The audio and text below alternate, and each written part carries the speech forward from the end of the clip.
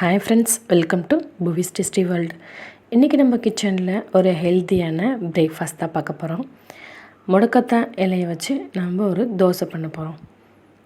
இது ரொம்பவே ஹெல்த்தியான ஒரு ரெசிபி. வாங்க வீடியோக்குள்ளே போகலாம்.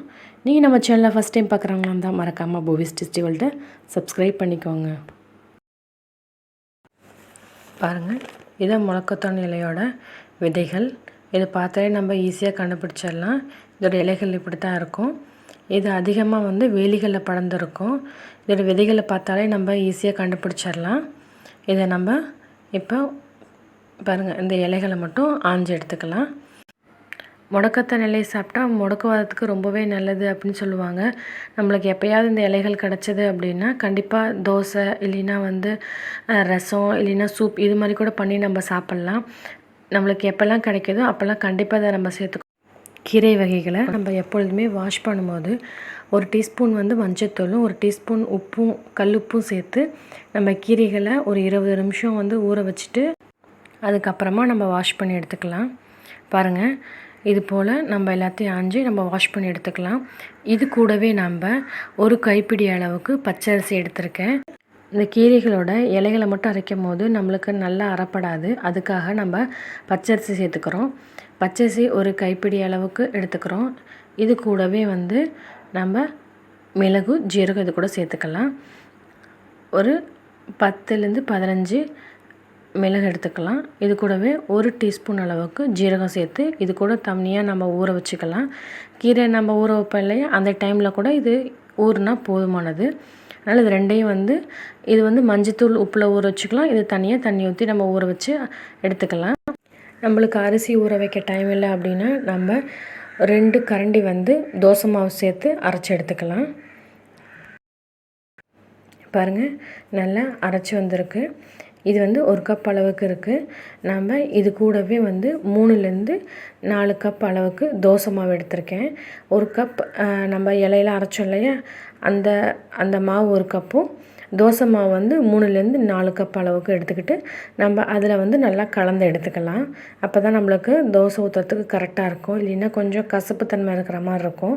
நீங்கள் பார்த்துட்டு டேஸ்ட் பண்ணிவிட்டு அதுக்கப்புறமா நீங்கள் தேவைப்படுச்சுன்னா நம்ம மாவு கூட சேர்த்து நம்ம ஆட் பண்ணி நம்ம தோசை ஊற்றிக்கலாம். பாருங்கள், எல்லாத்தையும் ஆட் பண்ணி நம்ம நல்லா மிக்ஸ் பண்ணி எடுத்துக்கலாம். பாருங்கள், இது போல் நம்ம நல்லா மிக்ஸ் பண்ணி எடுத்துக்கலாம். நம்மளுக்கு தேவைப்பட்டால் உப்பு கூட ஆட் பண்ணிக்கலாம். எனக்கு தேவைப்படலை, நீங்கள் தேவைப்பட்டுச்சுன்னா நீங்கள் உப்பு ஆட் பண்ணிக்கலாம். பாருங்கள், இது போல் மிக்ஸ் பண்ணி நம்ம ரெடி பண்ணி வச்சுக்கலாம். தோசை ஊற்ற மாவு ரெடி ஆயிடுச்சு.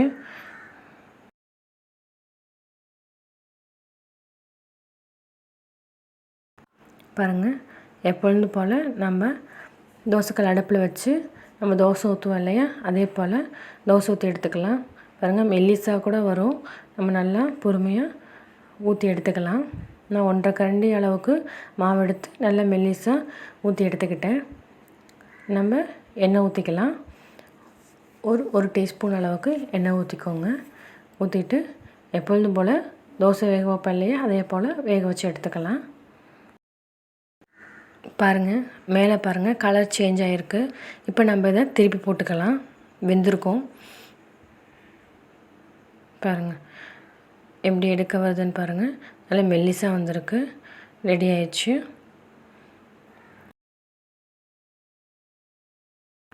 நம்ம இன்னொரு தோசையை இதே போல் ஊற்றி எடுத்துக்கலாம்.